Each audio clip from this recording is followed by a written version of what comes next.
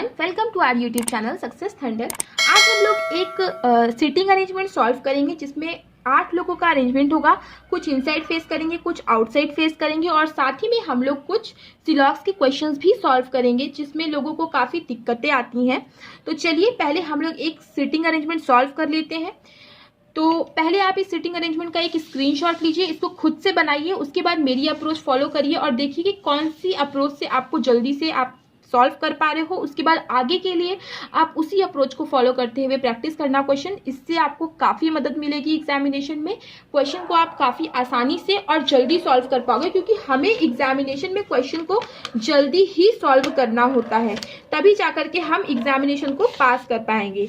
तो चलिए फिर क्वेश्चन को पढ़ना लाइन बाय लाइन शुरू करते हैं और धीरे धीरे से सॉल्व करते हैं। और लाइन बाय लाइन हम हिंदी में पढ़ेंगे ताकि किसी भी मीडियम का कोई भी स्टूडेंट हो तो उसको दिक्कत ना हो। उससे पहले अगर आप चैनल पे न्यू आए हैं तो चैनल को सब्सक्राइब कर लीजिएगा, वीडियो को लाइक और शेयर कर दीजिएगा। अच्छा चलिए क्वेश्चन को पढ़ना हम शुरू करते हैं। तो क्वेश्चन में लिखा है 8 persons KLMNOPQR are sitting around a circular table, some of them facing inside and some of them are facing outside. ठीक है, तो कुछ लोग हैं, 8 लोग हैं जो लोग की सर्कुलर टेबल में बैठे हुए हैं। कुछ लोग इनसाइड फेस करते हैं, कुछ लोग आउटसाइड फेस करते हैं। ठीक है, all information is not necessary in the same order, जरूरी नहीं सारी इन्फॉर्मेशन इसी क्रम में हो। आगे क्वेश्चन लिखा 2 persons sits between L and R, L और आर के बीच में 2 पर्सन बैठते हैं। तो क्वेश्चन के पहले सबसे पहले आपको कंडीशंस लिखनी है, नोट करनी है। ठीक है, एल और आर के बीच में 2 लोग बैठते हैं, हमने नोट कर लिया। L sits opposite to P, L जो है वो पी के ऑपोजिट में बैठता है। And both of them faces towards the centre, और दोनों ही जो है वो सेंटर की तरफ फेस करते हैं। तो इसको मैंने इस तरीके से नोट कर लिया है, आप भी जो है अपने तरीके से नोट कर सकते हो जैसे भी आपको सही लगे। तो L sits opposite to P and both of them face towards the centre. O sits immediate left of K, तो के इमीडिएट लेफ्ट में ओ बैठता है, तो इस चीज को भी मैंने नोट कर लिया है। O sits immediate left of K. M sits immediate left of R, R के बारे में इंफॉर्मेशन है तो यहाँ पे नोट करिए, आर के इमीडिएट लेफ्ट में एम बैठता है। इस चीज का आपको फायदा जरूर मिलेगा क्वेश्चन सॉल्व करने के टाइम पे, तो अभी आप फिलहाल नोट कर लीजिए। M sits immediate left of R. Q sits second to the right of N, N के सेकेंड राइट पे कहीं ना कहीं क्यू बैठता है। ठीक है, N sits third to the left of M, M के थर्ड लेफ्ट पर एन बैठता है। ठीक है, क्या लिखा है, N sits third to the left of M, M के थर्ड लेफ्ट पे कहीं ना कहीं एन बैठता है। Q doesn't sit opposite to the person who sits immediate right of L, मतलब एल के जो इमीडिएट राइट पे पर्सन बैठता है उसके ऑपोजिट क्यू नहीं बैठता है। ठीक है, एल के इमीडिएट राइट जो पर्सन बैठा है उसके ऑपोजिट क्यू नहीं बैठा, यही तो लिखा है क्वेश्चन में। Q doesn't sit opposite to the one who sits immediate right of L, इसको मैंने इस तरीके से नोट कर लिया, आप अपने हिसाब से नोट कर लीजिए। 1 person sits between O and P, O और पी के बीच में एक ही आदमी बैठेंगे, एक ही पर्सन बैठेंगे, तो ओ के अगल बगल ही आप लिखने की इसको कोशिश करो कि ओ और पी के बीच में एक ही पर्सन बैठेंगे। 1 person sits between O and P. K faces same direction as O and Q, मतलब के, ओ और क्यू ये तीनों जो है वो सेम डायरेक्शन फेस करेंगे। ठीक है, K faces same direction as O and Q. P is not immediate neighbour of O, P जो है वो ओ का नेबर नहीं है, तो इसको यहाँ पे हाँ, P is not immediate neighbour of ओ।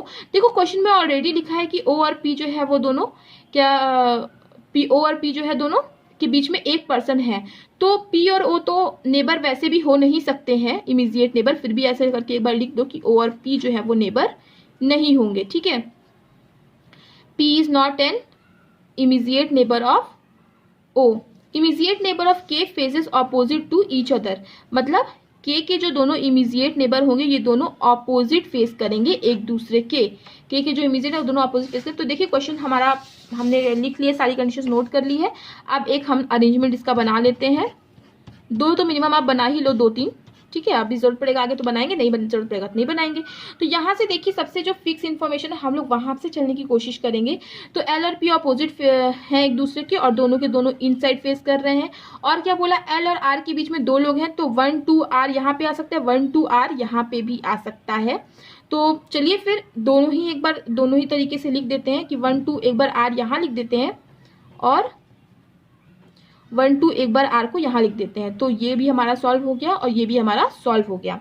आगे क्या चीज है, r के इमीडिएट लेफ्ट में आएगा m, तो इस केस में m की जगह ये है, इस केस में m की जगह ये है, तो अगर इस केस में m यहाँ पे आ रहा है इमीडिएट लेफ्ट में, तो r क्या है, इनसाइड फेस कर रहा है, और अगर m यहाँ पे आ रहा है तो r क्या है, आउटसाइड फेस कर रहा है। तो ये कंडीशन भी हमारी सॉल्व हो गई। और क्या बोला, m के बारे में इंफॉर्मेशन दी, m के थर्ड लेफ्ट में आएगा n, 1 2 3 n यहाँ पे आ सकता है, 1 2 3 n यहाँ पे भी आ सकता है, तो n के लिए 2 जगह ही हो रही है। तो हम चाहे तो इसमें कंडीशन भी बना सकते हैं, या चाहे तो आगे देख लेते हैं अगर शायद कुछ और इन्फॉर्मेशन मिल जाए तो।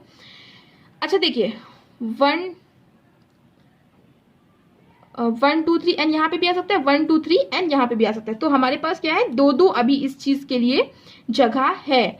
ठीक है, और क्वेश्चन में क्या बोला है कि k के इमीडिएट लेफ्ट में कौन आएगा, O आएगा, और O और P के बीच में एक लोग हैं।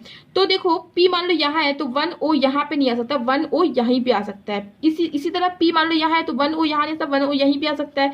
तो इस चीज को हम लोग ज्यादा अच्छी तरीके से सॉल्व, मतलब इस चीज को हम फिक्स कर सकते हैं, तो इसे हम पहले इसको चूज करेंगे। ठीक है, O और P के बीच में एक लोग आ गए, और O और P नेबर भी नहीं हुए एक दूसरे को, तो ठीक है, अच्छी बात है। और क्या बोला, L के जो इमीडिएट राइट में आएगा उसके ऑपोजिट Q नहीं आएगा, मतलब L के जो इमीडिएट राइट में है उसके ऑपोजिट में Q नहीं आएगा, मतलब क्या है कि Q यहाँ पे नहीं आएगा, राइट। तो Q चाहे यहाँ पे आ जाए चाहे यहाँ पे आ जाए, 2 ही जगह पे हो सकता है Q।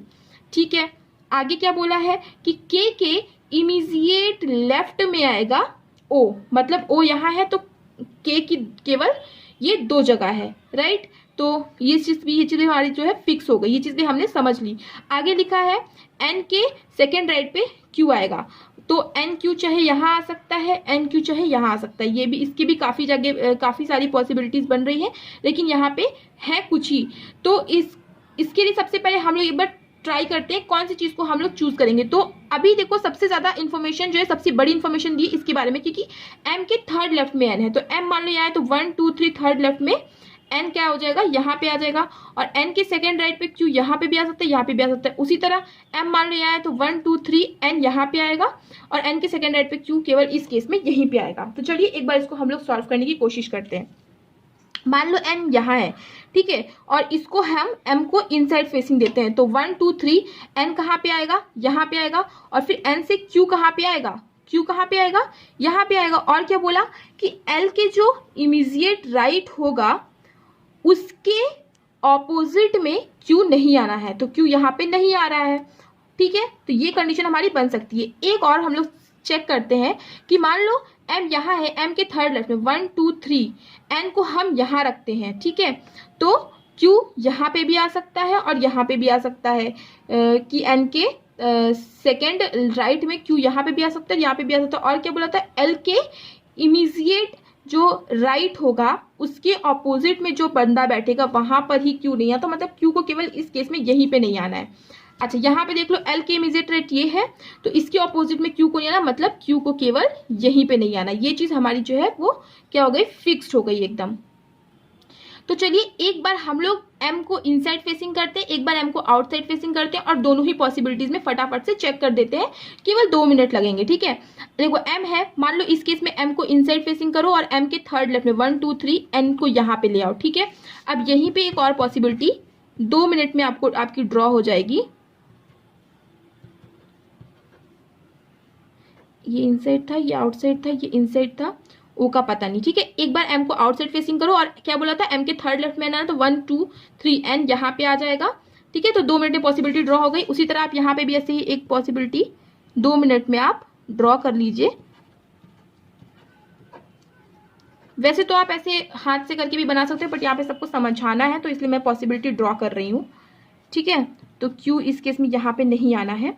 अब क्या बोला कि m के थर्ड लेफ्ट में n आएगा, मान लो m इनसाइड है तो 1 2 3 n यहाँ पे आ जाएगा, मान लो m आउटसाइड है तो 1 2 3 n यहाँ पे आ जाएगा, राइट। m के थर्ड लेफ्ट में n आ गया हर केस में। और क्या बोला था कि k के इमीडिएट लेफ्ट में o आएगा, तो k के लिए यहीं पे एक जगह बची है। k के इमीडिएट लेफ्ट में अगर o यहाँ पे आ रहा है तो मतलब क्या है, k आउटसाइड फेसिंग है, k के इमीडिएट लेफ्ट में o यहाँ पे आ रहा है। इस केस में k यहाँ आएगा, मतलब k क्या है, इनसाइड फेसिंग है।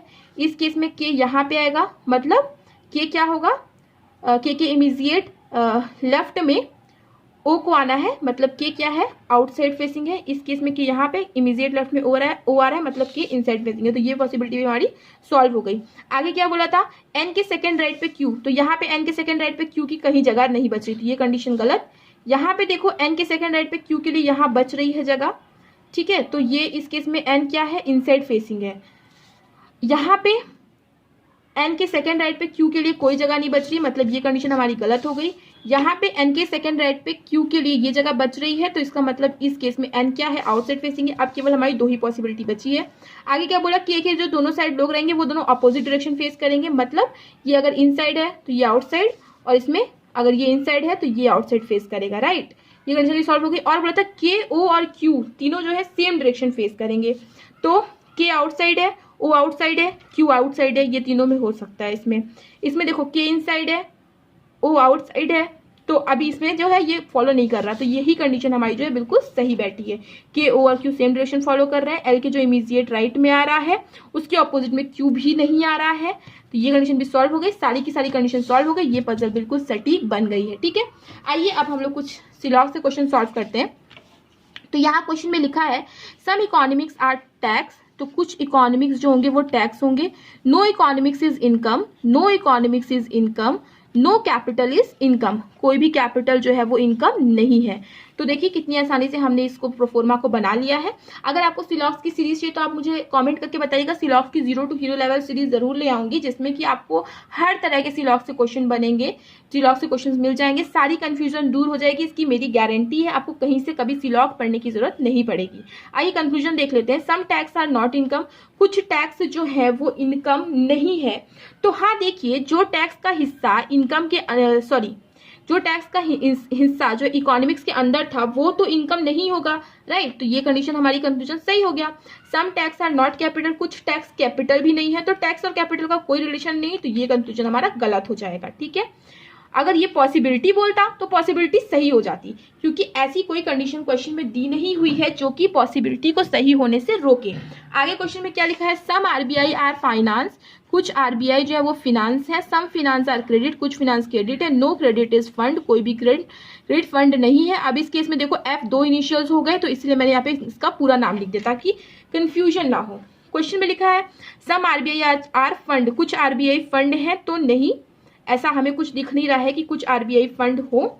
आगे लिखा है नो फंड इज आरबीआई, कोई भी फंड जो होगा वो आरबीआई नहीं होगा, तो ऐसा भी क्वेश्चन में कुछ नहीं दिख रहा है। अच्छा देखो, यहाँ के जो आइटम्स हैं दोनों सेम है, राइट, दोनों की दोनों सेम है।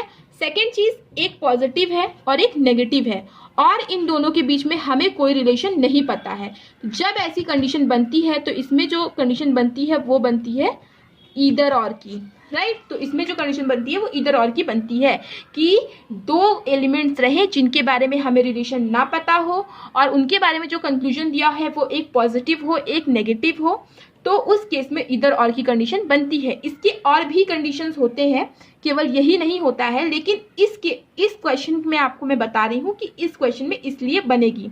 अच्छा, इसके और भी होते हैं चीजें जो समझना बहुत जरूरी है, पर मैं अभी यहाँ पे नहीं बताऊंगी, क्योंकि यहाँ पे ये क्वेश्चन जो है इस क्वेश्चन के बारे में सिर्फ मैं डिस्कस करूंगी। अगर आपको सीरीज चाहिए होगी तो मुझे बताइएगा, वहां पे मैं सिलॉक्स को डिटेल में डिस्कस करूंगी, क्योंकि अभी करूंगी तो वीडियो कुछ ज्यादा लंबा हो जाएगा।